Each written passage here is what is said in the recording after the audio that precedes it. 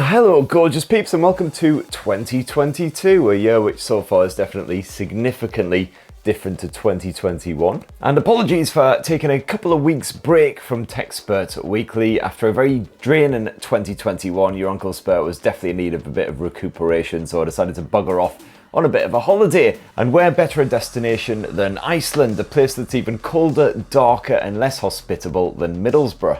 It is proper good though, highly recommended. Some absolutely stunning sights. They certainly know how to do a good geezer out there. Tech Spurt met a proper nature spurt and was somewhat humbled, especially by its ability to fuck up the day of anyone dumb enough to actually get too close. This thing's supposed to go off roughly once every 7 minutes, but on this occasion it gifted onlookers with a surprise second squirt mere seconds later, while also showering them expertly with hot smelly liquid. I was of course highly sympathetic. Oh jeez. And Iceland is also pretty cracking if you like your booze as well, although super expensive. Stay clear of the whiskey, which tastes like the contents of a shower drain, but the vodka is super smooth and the beer bloody delicious. Although in most bars it is still about £8 a pint, so I'd highly recommend just doing what we did and going and stocking up at the local offies. But anywho, here's me rambling as always. In the couple of weeks that I've been away, lots of tech shenanigans going on, so let's crack on. Jingle me! Tech Spurt Weekly. So the big thing that happened between this episode and the last, besides the Earth rather annoyingly not being destroyed by some freak comet collision, was the Consumer Electronics Show, which actually went ahead in real life this year, giving us tech spods an even greater chance of catching something nasty in Las Vegas. Highlights include the Noveto N1 speakery type thing, which they're billing as invisible headphones. The N1 can apparently beam 3D spatial audio at your lug holes with pinpoint precision, so you and only you can clearly hear what is being pumped out. Possibly a good way of watching Tech Spurt Weekly without the kiddie winks picking up some distressing new vocabulary. It's proper smarty pants technology, which I could explain to you right here and now if I had the faintest idea of how it actually worked. They did do an explainer video, but I was already about 8 scotches in when I watched it, so I'm just chalking it up to goblin magic, I reckon. The Goblin King waved his wand and boom, haunted speaker. Also at CES, Samsung spunked out a very cool portable projector called the Freestyle, which can beam a bright HD image at any surface from a short distance with autofocus and auto keystone correction. You don't even need to hook up your phone because it's got Disney Plus and other big streaming apps built in. And if you happen to be tripping balls, it can even keep you amused/terrified with endless kaleidoscopic shenanigans. And we got a full tour of this wee chappie right here on Tech Spurt. LG perhaps unsurprisingly launched a whole bunch of new telly box tech as well, including the affordable new 42-inch C2 OLED, which boasts full 4K 120Hz support in case you've got one of those new consoles kicking about. I say new, they're actually over a year old now, which is proper bloody terrifying. What is happening with the whole time thing? Meanwhile, those with proper fat stacks can cop a load of Sony's A95K QD OLED TV, which should have your eyeballs spurting with joy at the deep contrast, jizz-worthy colours and extreme brightness levels. Asus also was proper busy serving up a dedicated gaming tablet, the ROG Flow Z13, which boasts some serious specs crammed into a neat little rectangle, including an Nvidia RTX 3050 Ti GPU and up to 4K res visuals. Boner time. But naturally, my absolute favourite CES launch has to be this manically depressed looking dog bear type thing, which nibbles on your finger or other bodily extremities when you shove it in that adorable little mouth. Apparently this is supposed to somehow relax you, but frankly I probably have the same sour expression as that poor fuzzy little bastard there. But hey, at least even I would fancy my chances against that thing in the inevitable robot uprising. Unlike those fucking Xiaomi death dog things, this good, this very bad. This very slowly nibbles you to death, this stomps on your spleen and shits battery acid down your throat. Although actually, would it be best just to get it over with or endure many years of being gradually gnawed on by a suicidal bear dog thing? It's definitely one for the philosophical masters of our generation. And on the smartphone side, we've actually had quite a few launches these past couple of weeks as well, most of them coming from Chinese brands. So first up, Vivo spaffed out its new mid-range duo, the V23 and V23 Pro. You can see my full unboxing and comparison right here, right now, as well as my in-depth Pro review. But if you'd rather not, and that's slightly hurtful, well, the big whoop is that camera tech, which includes a 50 megapixel dual selfie cam setup with a bit of blind and LED flash action. Just what my craggy, pouty old face was crying out for. And also, even though it's been persistently launching for what seems like half a bloody year already, the OnePlus 10 Pro was finally actually properly unveiled over in China. There's no real shocks with the specs, but all eyes are on that second gen Hasselblad camera tech, which will hopefully elevate this flagship to the levels of Google and Samsung rivals. The 48 megapixel primary camera uses the same old Sony IMX789 sensor as the OnePlus 9 Pro, however, alongside a 50 megapixel ultra wide angle lens with a 150-degree view and an 8 megapixel telephoto shooter. But this time you can capture 10-bit images with all three lenses. You've got 3 new master style filters to capture snaps with a certain vibe, while the Pro mode can be used to snap 12-bit RAW files, and that ultra-wide lens can capture fisheye style images. And as you're watching my baldy head talk at you right now, the OnePlus 10 Pro is actually going on sale over in China, though there's no word on exactly when it's going to be hitting the likes of the UK and the US, hopefully, fingers crossed, in the next sort of month or two. And it will actually be different software on both versions of the smartphones as well. Over in China it'll be full-on Color OS, whereas here in Western markets we'll apparently get Oxygen OS. And after a fair bit of teasing, Honor whipped back the curtain on its very own bendy blower, the Magic V. This looks pretty similar to rivals like the Oppo Find N, with a 6.45-inch curved OLED screen on the outside and a 7.9-inch 120Hz OLED lurking on the inside. It's also the first foldable to be powered by the Snapdragon 8 Gen 1 chipset with dedicated coolant tech to help keep things from getting too toasty. You've got the latest Magic UI 6.0 launcher, which Honor enthusiastically revealed using this absolute belter of an infographic.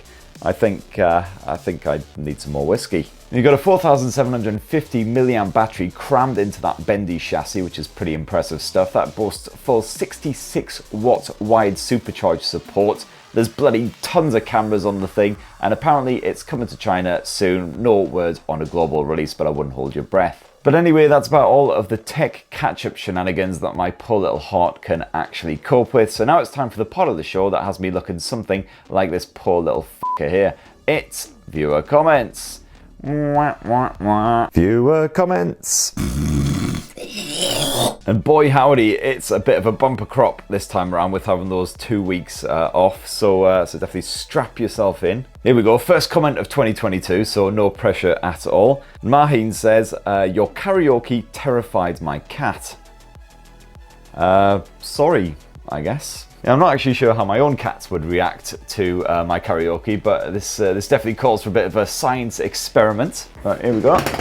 Like a virgin, touched for the very first time. Like a virgin, when your heart beats next to mine. Well, I wouldn't quite say terrified, but most definitely nonplussed by that one.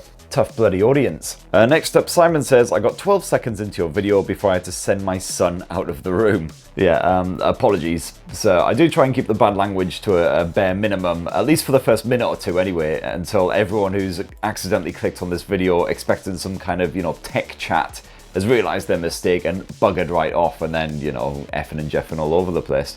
So on the last episode, you may recall I was rocking a very funky Christmas jumper, as kindly donated by Infinix. If you can't remember, I'll try and stick a picture of it up here somewhere. The only problem was I had no idea whatsoever what Santa Claus was actually saying, because it was something in Chinese. So he could have basically been telling us all to go suck on Rudolph's shiny red nose. But thankfully, a commenter has come to the rescue. Goro says, the symbol here means trendy or fashionable. And he's followed that comment with a laughing, crying face, which is somewhat unnecessary. Next up, John Paul says, any chance of an extended video, maybe a couple of hours of watching you review booze? I mean, by review booze, do you mean you basically just want to watch me get absolutely faced until I pass out face first and puddle my own drool and other bodily secretions? Because my wife gets to enjoy that particular show at least a couple of times a week, and let me tell you, it does not get rave reviews. Next up, Jim says, will Victoria get a place of honour in your new desk? By Victoria, I'm assuming you mean the rather lovely and dashing Veronica, who I may possibly have accidentally called Victoria and Velma and a few other V names in the past. Hello Hobbs, are you making friends? Pose off, mate, she's all mine.